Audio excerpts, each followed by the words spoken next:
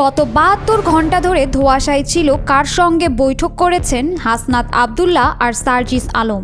হাসনাত যে কথাগুলো ফেসবুক পোস্টের মাধ্যমে তুলে ধরেছেন তার বিষয়ে চুপ কেন সবাই? অবশেষে হাটে হাড়ি ভাঙলেন সার্জিস। জানা গেল ক্যান্টনমেন্ট বৈঠকের আদ্যোপান্ত। গত ২১ মার্চ সেনাপ্রধানের সাথে হওয়া বৈঠক ও রিফাইন্ড আওয়ামী লীগের ফিরে আসা নিয়ে জাতীয় নাগরিক পার্টির নেতা হাসনাত আব্দুল্লাহর দেয়া ফেসবুক পোস্ট হইচই ফেলে দেয় পুরো দেশে। এবার এনসিপির আরেক মুখ্য সংগঠক সার্জিস মুখ খুলেছেন সেনাপ্রধানের সঙ্গে হওয়া সেই বৈঠক ও হাসনাতের পোস্ট নিয়ে। গত ২ দিন ধরে চলা হাসনাত ওয়াকার দ্বন্দ্বের ভারসাম্যমূলক অবস্থান নিয়ে এবার সামনে এসেছেন সার্জিস আলম।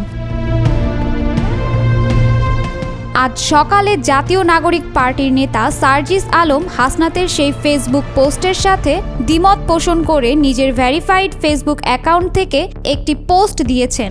সার্জিসের এই পোস্টটিকে দুই পক্ষের সমঝোতামূলক অবস্থান হিসেবে দেখা যেতে পারে। তবে হাসনাত যে সব ঘটনার কথা পোস্টে উল্লেখ করেছেন সেসব ঘটনাই ঘটেছে বলে জানিয়েছেন সার্জিস। শুধু হাসনাতের উপস্থাপনের ঢং নিয়ে দ্বিমত পোষণ করেছেন তিনি। গত শুক্রবার হাসনাত আব্দুল্লাহ তার সেই পোস্টে লিখেছেন, কিছুদিন আগে আমি আপনাদের বলেছিলাম যে রিফাইন্ড আওয়ামী লীগ নামে নতুন একটি ষড়যন্ত্র নিয়ে আসার পরিকল্পনা চলছে। এই পরিকল্পনা পুরোপুরি ভারতের। সাবের হোসেন চৌধুরী, শিরিন শারমিন, তাপসকে সামনে রেখে এই পরিকল্পনা সাজানো হচ্ছে। হাসনাতের এই পোস্ট ঘিরে ব্যাপক আলোচনার সৃষ্টি হয়। হাসনাতের এই পোস্টের প্রেক্ষিতে সার্জিস লেখেন, যেভাবে এই কথাগুলো ফেসবুকে স্ট্যাটাসের মাধ্যমে এসেছে এই প্রক্রিয়াটি আমার সমীচীন মনে হয়নি, বরং এর ফলে পরবর্তীতে যে কোনো স্টেক হোল্ডারদের সাথে আমাদের গুরুত্বপূর্ণ আলোচনা আস্থার সংকটে পড়তে পারে।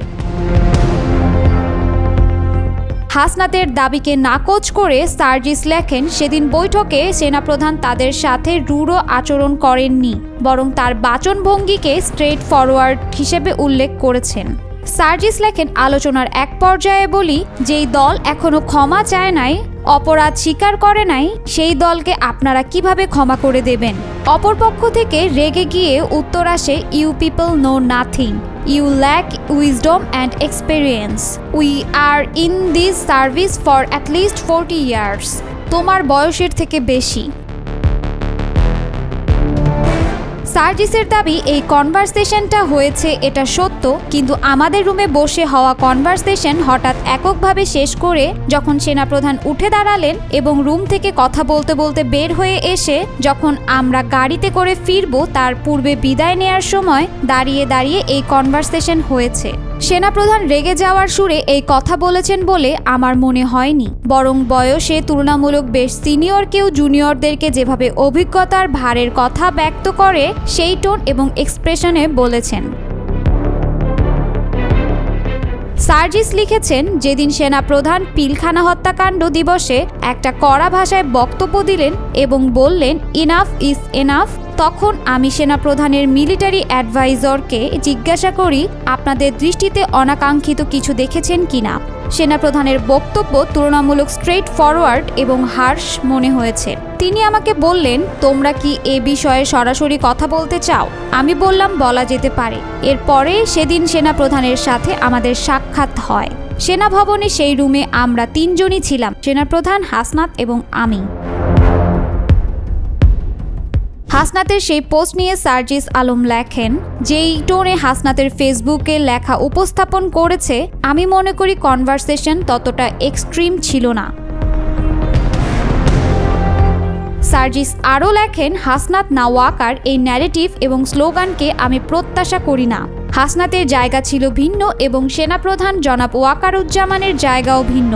বাংলাদেশ সেনাবাহিনীর সঙ্গে জাতীয় নাগরিক পার্টি অন্যান্য রাজনৈতিক দল কিংবা জনগণকে মুখোমুখি দাঁড় করানো কোনো প্রাসঙ্গিক নয়। পাশাপাশি সেনাপ্রধানের পদত্যাগ নিয়ে যে কথা দু এক জায়গায় আসছে সেটাও আমাদের বক্তব্য নয়।